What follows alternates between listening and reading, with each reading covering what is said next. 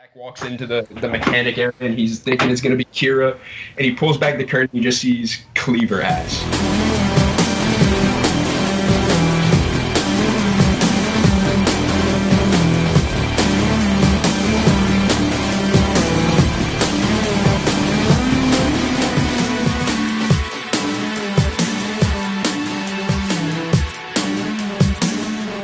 Next, we have our other character, which is the sniper. Not the sniper from Co-op, but there are two snipers in this game. There's that Scottish dude. He's the sniper of, like, the main... Again, with him, I don't really have an idea of what he would look like, but if I know it, if I see it, right? Like, if I saw a bunch of ideas of him, I'd know it when I saw it. So he's this Scottish... I imagine him with an eye patch. An eye patch? Huh. I was always imagining him with, like, these goggles, because in the sniper campaign, he can change his view modes, like, the third-person screen, he can change what he sees, like, in thermal, he can see metalheads, because they have a different thermal signature, and imagine this, right? The thermal scope for the metalheads that he has whenever it shows on his screen, it's from the skull gem, and it branches out, and it shows, like, the nerves throughout their body coming at you. So, like, in the dark, when you can't see anything, you switch to that, and you can see the metalheads.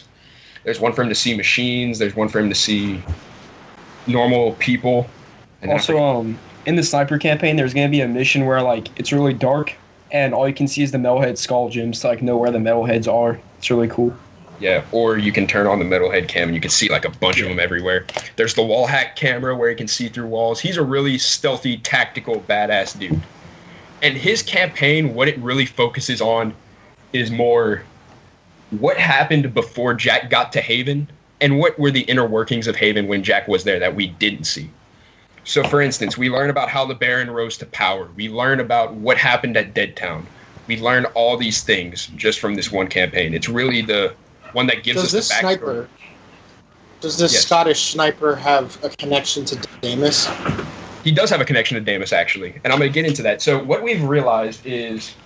or what I've imagined is Deimos' father should be the dude that made Haven City. And what we've said is Deimos' father had 3 sons. 2 of them could channel Eco, 1 of them couldn't. The one that couldn't was Deimos. So what happened was the Baron set up the sniper to frame Deimos of killing his 2 brothers to get him banished to Spargus to where he can rise to power. Right? Wow. Mm-hmm.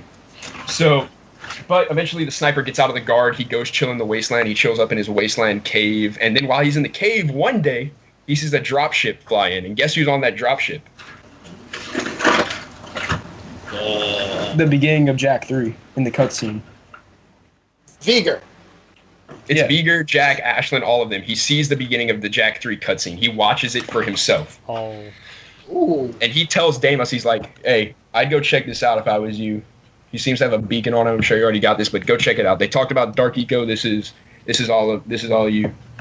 So Deimos goes. He rescues him, and right before the mission where Deimos leaves to go with Jack on the like whenever you're in the slime dozer, he tells Deimos that he killed his 2 brothers, and Deimos is like, "Wow, that's great," but he's forgiving of it. He's accepting. He's showing good leadership qualities, and he kind of smiles. And he's like, "Now only if I could find my son, I'd be complete." And then he sets off for the mission. So that hits you, like, right there. You know what I mean? Oh, that's like a... oh. Mm-hmm. So the sniper, he actually fakes his own death twice in the campaign. In the sniper campaign, he fakes his own death twice. And here's why he does it. The first time he does it, it's to where he can kill the Baron without the Baron knowing that he's still alive. Because the Baron is paranoid, and he thinks that the sniper will be too powerful and want to kill him to get power. But in reality, the sniper doesn't want to do that. So what happens is the sniper and his brother get set up. They go on a mission in Haven Forest, and they have another sniper set up on the other end of the forest. And they have 2 guards walking alongside his brother. And he sees the other sniper, and he tells his brother on his, like, he gets on an earpiece. He's like, they can't hear me right now, but we're being set up. So you're gonna have to turn around on the count of 3 and shoot both of them. And then he goes 1, and then as soon as he says 1, both dudes turn and shoot at him. And at this point, the sniper knows. He's like, okay, if I kill the other sniper, they're probably going to turn on me. So what he decides to do is fake his own death, revive himself. The Baron's going to think he's dead. And once the Baron thinks he's dead, he'll come back and try and kill the Baron from the shadows, and he won't even realize it. Begin how he fakes his own death.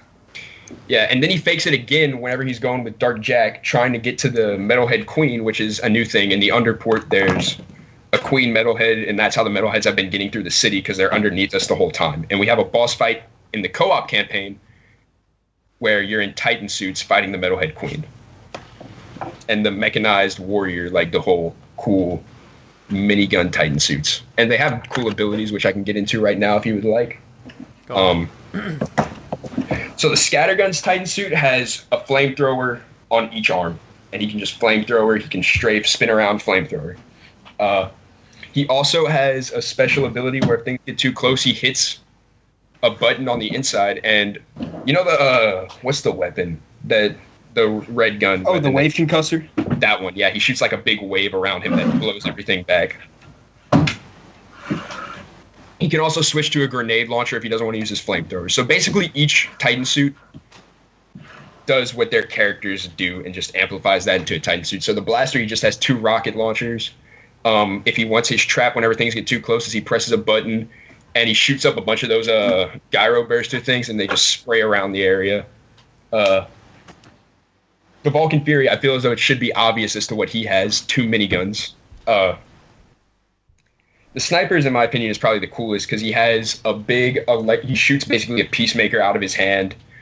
You know how their hands have like the 3 fingers, right? You can imagine that? Mm-hmm. Well, each finger comes up into the side, so it's like open palm, and then lightning arcs down to the middle where there's a big ball, and that ball projects out, and that's his peacemaker round. And his weapon, whenever things get too close, he only gets 2 of them. The rest of them, they can recharge and they have infinite, but they just have to charge. He only has 2, and he has 2 supernovas that he can detonate whenever things get too hairy, if you will. And of course, the whole time you're moving through the nest with Jinx and the Underport. And Jinx is in his own Titan suit, leading the way. Jinx is in his custom Titan suit, and you're just slaughtering metalheads, getting to the Queen, and then you have a boss fight against the Queen.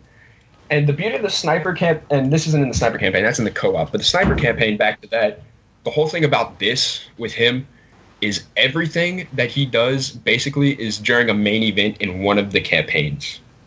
For Jack 1, or not Jack 1, for Jack 2, 3, and even in 4. And they're all interconnected every single campaign. And how Jack is the supernova in this game is he gets it from the sniper when he fakes his own death right at the end of the game.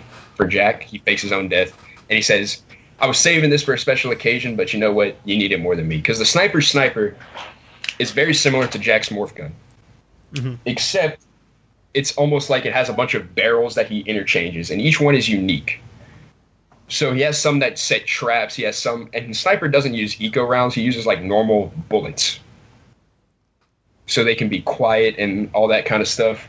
It's very cool, the stuff he does. He is so precise with everything he does. He's almost like an artist. Like if you've seen the Rainbow Six Siege, and it's like, you know what's the difference between a sniper and an artist? Details. It's kind of like that. The Bob But Ross yeah, of he's Jack universe. He's very, very in depth. He analyzes everything. His campaign is so much fun. It's very stealthy. It's a really cool, like, this dude, he's designed to really link everything and show the inner workings of Haven City before Jack got there and how corrupt it really was. And one thing that we see in this is the Baron's first act as leader is whenever the Metalheads invade Deadtown. Now, Deadtown was always revered. It was kind of like a holy site for them. And it was still used as like a military base, but then the Metalheads attacked and the Baron decided, screw it, just pull back, we don't need it. And he kind of left everyone there. But the sniper really, he does, like, he's seen every major event throughout the city. He knows. He witnessed the Baron's death. He witnessed everything. He was actually there to kill the Baron. He wants revenge on the Baron because the Baron killed his brother. Or set it up to where he could have his brother killed. He's a really interesting character. Did we say how the sniper made Torn leave the guard? Did we say that? Yeah, one mission he infiltrates the fortress. The fortress. And inside the fortress, he finds Torn on surveillance, and he holds Torn at gunpoint. And he just tells Torn, he explains to Torn all the corruption of the Baron, and that gets Torn to start thinking. And then Torn makes the underground from there. And the sniper, he never takes off his armor because he's ashamed of his tattoos that he has from the guard. He never takes it off. He never sees it off. He's ashamed of his past because he's killed so many people unjustly. All right, so at this point, I'm going to talk more and more about the inner details of what I'm imagining everything looking like. So, first off, Haven City has branches of the military very similar to the United States, where they have like the Marines, the Navy, all those sorts of. Yeah, very, very similar kind of thing. And the police and military are one and the same. So some things you'll see, some common sights in the gameplay are Crimson Guards being deployed out in Spargus with their desert outfits on. They have like the desert tan camo armor, and they just have like the scarves pulled over their faces. It fits the game. Oh, can we say how all the KG bots are now blue because they're on your side? Yeah, all the KG bots are blue, or whatever color is appropriate for their environment, wherever they put them down. We have night guards, like night ops. They work at night. They're painted black. They're for stealth missions and all that kind of stuff. We have sniper guards with the ghillie suits. They have green armor. What else am I missing? The Juggernaut, called the Juggernaut. Suit. Okay. So the Juggernaut suit, it's not like a Juggernaut suit that you've seen more commonly. It kind of has that Crimson Guard feel, sort of, if you can imagine that in your minds right now. If you know what the Crimson Guard suit looks like, right? Mm-hmm. Imagine that, but almost like beefier, like really, really beefier. Yeah, I get you. And they have Vulcan, and instead of having like what the normal guards have with their blasters and their shock staff thingies or their grenade launchers, they have the Vulcan Fury as their weapon. Ooh. So it just adds a whole nother level of, they're like the heavy artillery. And they're called the Guardian suits. Yeah, those are called Guardian suits. They're not Juggernaut suits, they're called Guardian suits. Then we have the Titan suits, which are militarized in this game. They have a whole new layer. Jinx actually has his own Titan suit that he has, and it has two almost dual-weld pistols in each a hand that he controls. It gives it a Jinx sort of feel. Oh, and so he has windshield wipers on the front of his too. Yeah. He also has an exhaust pipe. He also has an exhaust pipe coming out the front that makes like his cigarette. Yeah, so it feels awesome. very... That's amazing. Very Jinx. It feels like something that Jinx done. We're making Jinx a whole new character. Oh, we're still keeping him Jinx, but we're making characters that were sort of in the background, kind of more like cooler in this game. For instance, Cleaver is coming back, but now Cleaver works in the shop and he sells you illegal mods for your gun and illegal stuff like that. And here's Cleaver's backstory in this game. So Cleaver had to leave Spargus after making a bet with someone. He lost it horribly, and now he's in terrible debt. So Cleaver's kind of like the comic relief in this game, I feel like. And he's constantly challenging Jack to beat his score, which Jack always does beat his score in the end, and he gets the stuff for free. So Cleaver doesn't get the money that he needs to settle his debts. And at the end of the game, there's a kind of little side mission where the guys come to collect Cleaver's debt. And Cleaver's really a funny character in this game. Because I feel as though him as a serious character, he's not cool. But if he's a funny character, it makes it great. And also Cleaver travels through a tough puppy in the city, opposed to opposed to a Zoomer. Yeah, he has a tough puppy. So he's the only one on ground level. Oh, and by the way, the tough puppy's like scraping the ground too, because just how much he weighs. He's fat. Yeah. It's also the tough puppy's modded out with like rocket launchers and miniguns and all kinds of crazy stuff all over it because it's Cleaver, you know. And he does a lot of shady things in this game. It's really like, you wonder if it's legal. Oh, and also in cutscenes, Viger's like always trying to escape, and Cleaver like grabs him and stuff. Yeah. Did he eat Viger yet? He didn't. No, he doesn't end up eating Viger. It's really, Viger just sits on his shoulder, constantly scared of what Cleaver's gonna do to him. Like he's scared for his life. And Cleaver like always threatens him and stuff. Like he threatens that he's gonna skin him and butter him and stuff. And he really means it too. Viger's gonna be not Viger, fucking Cleaver's gonna be my favorite character, I can tell already. He's a great character in this game. Like, it starts off like Jack walks into the mechanic area and he's thinking it's gonna be Kira, and he pulls back the curtain and he just sees Cleaver ass. Here's working another on a vehicle. So in Jack 2, whenever Kira gets revealed, how Daxter's like, Kira, like that. Mm-hmm. Well, instead he's gonna say like Cleaver, like that, like a parallel.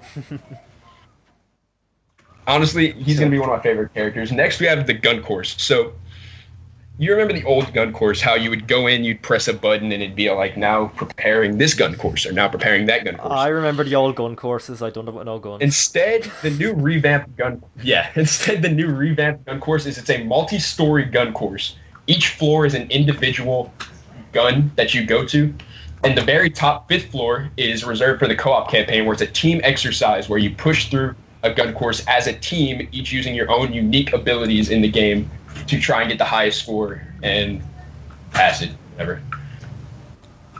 If you can envision that in your head. And it still is metalheads that you're shooting in this game. There's some that shoot back at you, but it's really revamped. It's designed to train you. It was designed by the military for the military. It's not like how it used to be where it's kind of easy. It's actually more like a combat scenario. Nice. So it really does train you to use the guns to their fullest potential in the game. It teaches you not to rely on the one technique of jumping up in the air and spinning and killing everything. But you really don't have to rely on that anymore now that you can aim and you actually have some form of ability to kill people easier at a longer range. Another thing we're adding. Each of the normal default guns is getting a mod to it that changes it in some way. For instance, the blaster is getting a scope attachment, so you can now scope in almost like a sniper. Okay. Right? Like that. It's pretty cool. The Peacemaker is also getting a scope in this game, but the Peacemaker has a thermal scope, whereas the blaster has more of a normal default crosshairs, and the other one has a thermal scope on it. You're dual wielding the scatterguns. Huh. Oh. That kickback, Jack's Jack's gonna have to do a fucking backflip with the kickback of that. It's crazy. Like, you can run and gun just spraying everything path down with 2 scatterguns. And I forget what I said. I think I wanted the Vulcan Fury to be like a triple-barreled bulk, like have 3 separate spinning barrels on it. And the Peacemaker and Scattergun each got their own scope, respectively. But on the Scattergun... No, you mean the blaster, not blaster. the Scattergun. My bad. Scattergun with the scope, he'd be having Useless. black eyes for days. That's useless. So it's actually like a sniper scope you can actually aim in. We're revamping the Hellcat to where it can seat 4 people. Ooh, I like that. And the reason why we have to do that is because in the co-op, it's 4-player co-op, so each person needs a seat in the Hellcat. Clever. There's, of You have course, you have your own Hellcat, and like you can customize it throughout the campaign and Exactly. stuff. You can I add- have a question about the 4-player co-op. Is the Yeah. co-op the same story, or is it a separate campaign? Okay, the co-op is intertwined with Jack's story, except it only focuses on what's going on in Haven City. I got a question. The 4-player co-op, is that like, what are you going to be, like a bunch of Crimson Guards or like Freedom League fighters or something? You're a bunch of Crimson Guards, but they're all specialty, like customized, they're unique. There's the Blaster, which is kind of the most standard of all of them. He's kind of like the leader of the squad. There's the Scattergun, which is kind of more in a lightweight suit. He runs around. He's meant to be faster than all of them. He has a jet board. He's one of 2 people that have a jet board, but his is for moving in and out of cover really quick. The Vulcan Fury dude, he is more in a Juggernaut-esque suit. He has a Guardian suit. Yeah, he has the Guardian suit, and he has his minigun. And the Peacemaker, I don't know how many... Y'all haven't played Black Ops 3. I know that. I have. Okay, so you know, what's his face? The dude with the Ripper. Spectre. Imagine him, but like a Crimson Guard suit version of that. That's what the Peacemaker looks like. He's like the he's like Zero from Borderlands. He had the Ripper and the cloaking ability, but we're really only taking the invisibility side of it. That kind of vibe I'm getting from him. He's more of like the stealth specialist. Now, and in his old 100-year age, he designed a tomb for himself, and he has the precursor stone, and he says, I'm going to go into my tomb, and I'm going to die. So, Deimos, you're my oldest son, I leave you in charge. And your 2 brothers will be your advisors. Go at it. And then they start going at it, and they start counseling the city. And then, right at this point, it's around when the Baron is elected as the military leader. So the Baron is to Deimos what Errol was to the Baron. If that makes any sense. Mm-hmm. He's like his right-hand man, second in command. But the Baron wants power, so it's almost like a Julius Caesar type thing where the Baron gets these people to help him get power. And he gets the sniper, like I said, to kill Deimos' 2 brothers. And he frames Deimos for it, and he says Deimos was jealous that he couldn't control Eco like they could. So, and then he gets banished to the wasteland. From there, Deimos designs Spargus. It's already in, like, they have a basic crude city, but he designs Spargus, and he makes the tower to mock the Baron. And that's what it is. It's a more warrior-based society. It's what Deimos' Haven would have been like, almost, if you will. But Deimos' would have been a better leader. probably. I got something interesting for you. What's that? All right, so out of a few theories that we've had in the past, there's something that I noticed that you haven't really touched on. What might that be? Jack's mother. Okay, we talked about that. We did actually talk about this, but I feel as though Jack's mother is very unimportant because it's not. She has nothing to do with Mars' legacy. She's not involved with it. That's basically what I said before. I had an idea that before I had this idea that Jack had or Deimos had a bunch of wives, and the one wife that gave him a son that could channel Eco was his wife that he loved the most, and the rest of them could just all piss off. But I decided that was almost like too much because then Jack has brothers and he doesn't need to have brothers or any siblings. I feel as though it should just be Jack. So I said he just have one mom, but she's really unimportant. She's not essential to the storyline. It's not like Jack's driven by searching for his mother. Because he wouldn't have known his mother. Very true. The only thing he knows, his father figure in Jack 1 was Samos. And then his new father figure is Deimos, but he never really needs to know his mother. That's one of his father figures is Core. That does make sense, I guess. I see where you're coming from. Just one thing that really interested me was saying the possibility that Seam was Jack's mother, even though he's a boy, or at least we think he's a boy. We don't know what. I don't know what Seam is. It really interests me to think that Seam could be Jack's mother because of the way how she acts towards him and stuff. She's really cold and but at the same time, caring. Like I said, if I would have thought that having Jack's mother was necessary, then I would have thought of it a while back. But I never really thought that it was that important to Jack's story as a whole. I feel like his story of conquering Gaul in this game, and I feel as though that's enough. And we already have a lot of stories, a lot of actions going on in the game. I mean, we have 3 campaigns. We really do. And each of the 3 campaigns tell one story, which is Jack's story. Right. And as cool as it would be if we found out who his mother was, I didn't think it was ever necessary. Like whenever I was playing through the old games, I never thought that it was necessary. Because all you need to know about Jack's childhood is that he was stolen by Count Viger and then brought to the city. And then taken by Core. Exactly. Why do I have a feeling that you could really, really, really implement your Scottish sniper into the whole plot of Jack being stolen? Well, he doesn't know too much about Count Viger. That's his thing. Like, whenever he's scanning the area, whenever Jack's being dropped off, he's like, who's this prick or whatever? And he's like, I don't have him in my database. Hey, basically, all right, have any of you played COD 4? Yeah.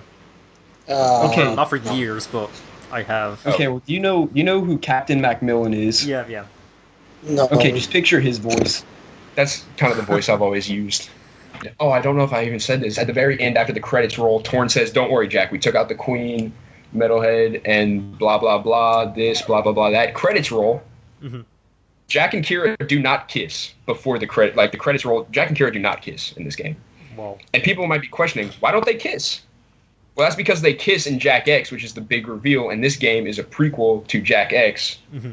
Because at the very end of the game, like I stated earlier, they get the invitation to Crash City, and it's like, you have been invited for the reading of Crew's Will, blah, blah, blah, let's go. Jack X, boom. That's the end of Jack 4. Now the main plot of the co-op campaign, the final boss fight of that, because most of the co-op campaign, again, is just fun little missions that you play with your friends that connect to the story. The final mission on that is the Metalhead Queen boss fight in the Underport. So underneath all our noses in the Underport was a Metalhead nest forming. Since Jack 2. Since Jack 2, this has been forming. And Torn... There's a nest underneath the Underport no one knew about. Yeah, and now Metalheads are flying out from all over the ground, and Torn is just like, we got to send a squad in there to take them out. Because I'm almost imagining the Metalheads as a hive mind. Like, they think the same... They all do everything the same. They all have one common goal. Yeah. And that's to wipe out humanity or whatever species is there. So what I'm imagining almost is you go to Jinx and Jinx is like, well, we got some prototype Titan suits. Why don't we send those bad boys down there and get things cooking, right? So they go down there. They breach. They have their boss fights. They shoot up a bunch of Metalheads. The Metalhead kill count is crazy at this point. and you're moving up in almost like formation as a unit, and then you have a boss fight, very similar to the core boss fight against a Metalhead Queen. It doesn't look quite like core. I'm almost imagining more like a queen ant or something. I don't know why that's the image I have in my head. I get the vision of one of the like queens from Daxter. I know what you're talking about. Okay, yeah, but we get something like that, and it's a very similar to the core boss fight. Except, here's the thing: the final mission, she generates a shield around herself when she has a little bit of health left, and you have to work as a team to destroy the shield. Turns out, you actually, as the co-op crew, don't kill the Metalhead Queen. It really is just the sniper, and he takes the final kill shot. He follows the co-op crew around on all their missions. He follows Jack around. And throughout the gameplay, you get trophies for spotting the sniper on each mission. That's awesome. Mm-hmm. Kind of reminds me. That reminds me of something that Metal Gear done, and I can't put my finger on it. I don't know. I mean, it seemed like it fit if he follows you around on every mission. Yeah. But you just don't know it, and it's irrelevant if you like. It just adds to the sniper campaign where it shows him following you, covering. So the multiplayer, I've always wanted it to be like a class-based type thing where you have like your co-op crew classes where you have this Peacemaker as almost feeling in a sniper role. Yeah. The scattergun is like your shotgun role. Blaster's like a rifle, and then the Vulcan Fury is like your machine gun. Each of them would have one sort of default class kill streak that you can change and modify to your specifications. For instance, the Vulcan Fury dude would have like a Titan suit that he can call in. Mm-hmm. Right? I feel as though the scattergun should have like a turret that he can deploy. And you can modify it to shoot down aircraft, because there will be aircraft in this. The Peacemaker dude has something very similar to MW2. He has a nuke. But it's a supernova that he gets at 25 kills, and it's kind of difficult because he doesn't have that much ammo in his Peacemaker, and you do have to charge it for balance sake.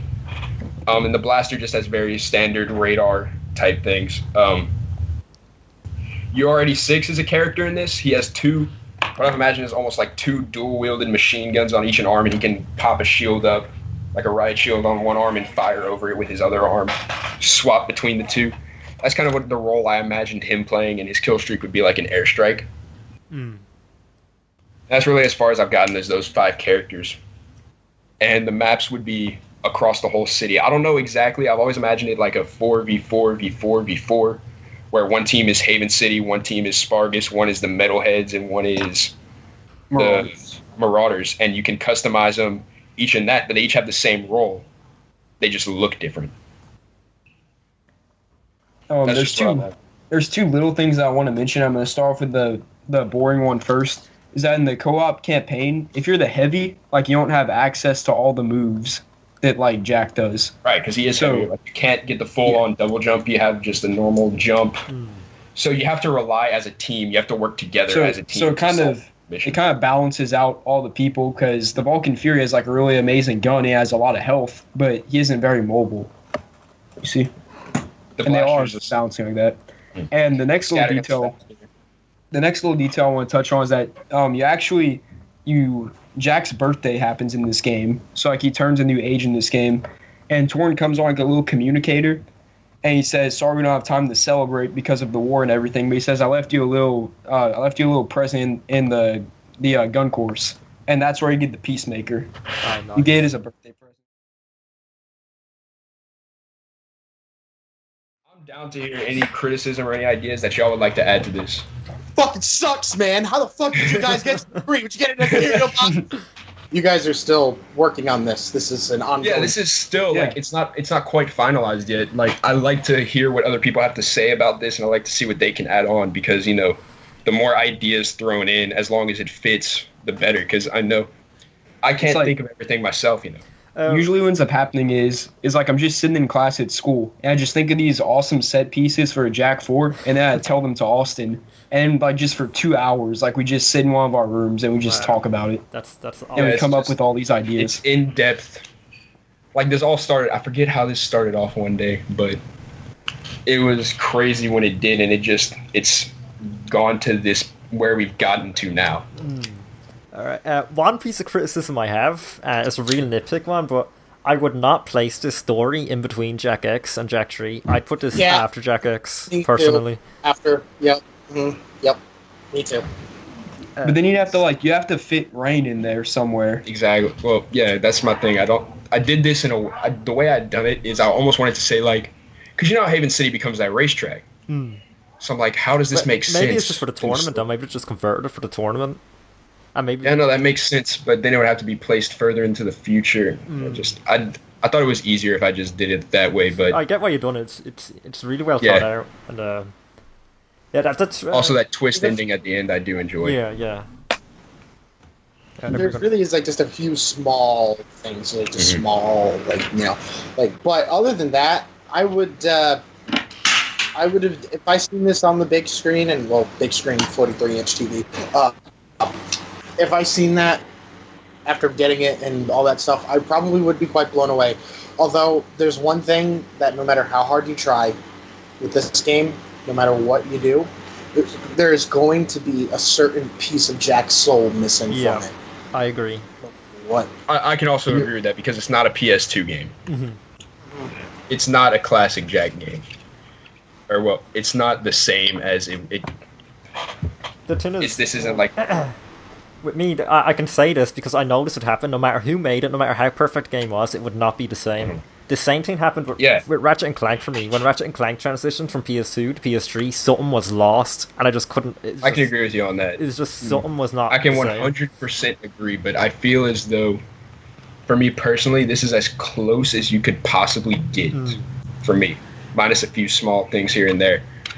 But yeah, I just feel as though, like, this is that's the best route they could take, and still, like, keeping it relatively classic, because if they keep it 100% classic, as good as that would be, I don't think it would have the staying power, because I don't think they could make it as good as Jack 2 or 3 if they made it classic. All right, you two, I'm going to add you to this to my personal Skype contact list. Great. If ever you want to fucking shoot the shit with theories and stuff, because I need to get my ass back in gear on that. All right. Come talk to me. I might have something to bring to the table, and you might have something to bring to the table for me, because honestly, I kind of want to... Honestly, I really liked whenever you said Seam could be Jack's mother, because I'd never thought about that before, and it does make some sense. What I think I'm going to be doing after this, because after hearing this stuff, this really put my head on a spin to really, like, work on my own. I think I'm going to start theorizing about your theory.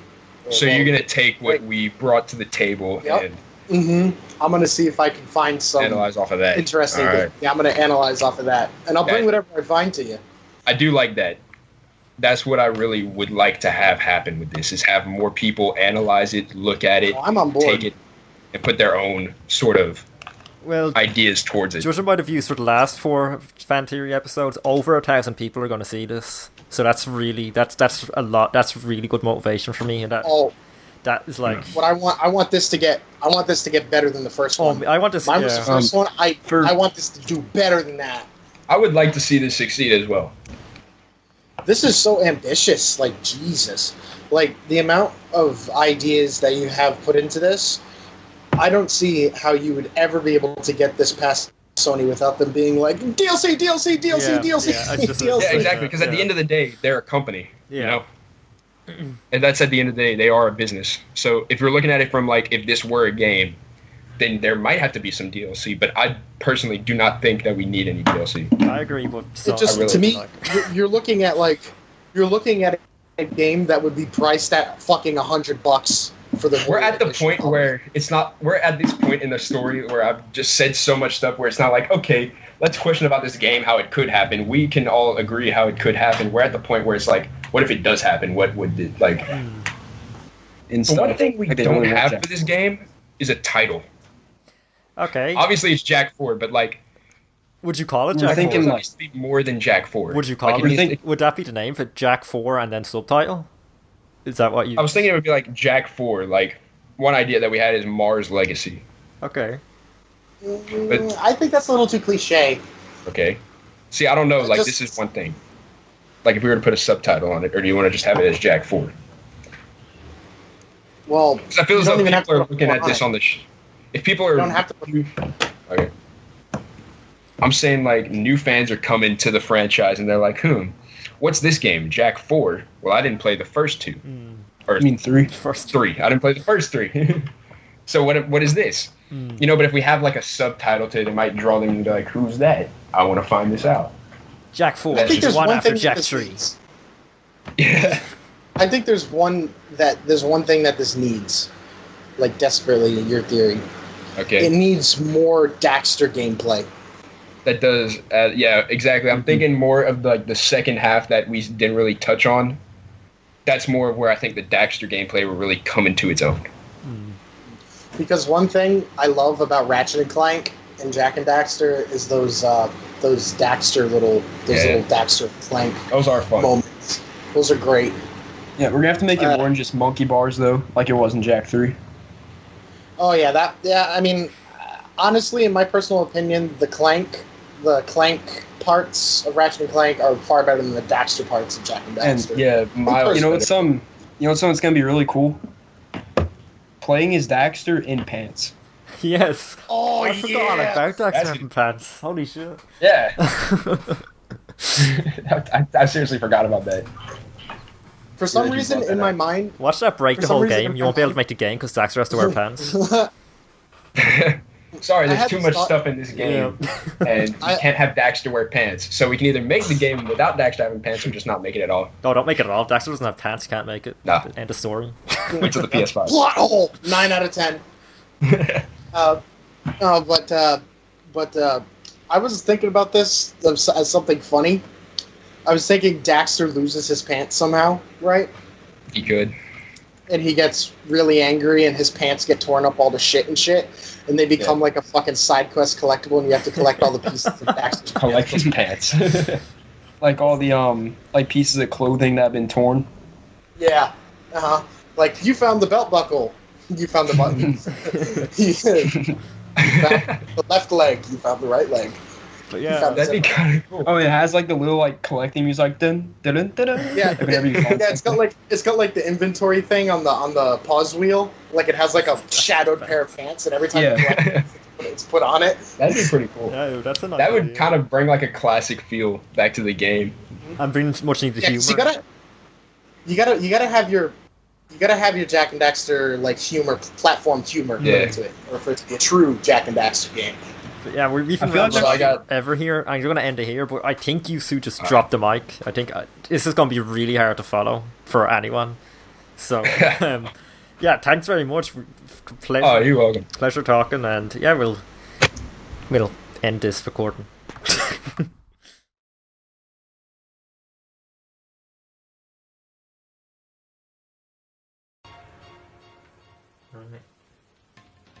Hey, you came down further than last time.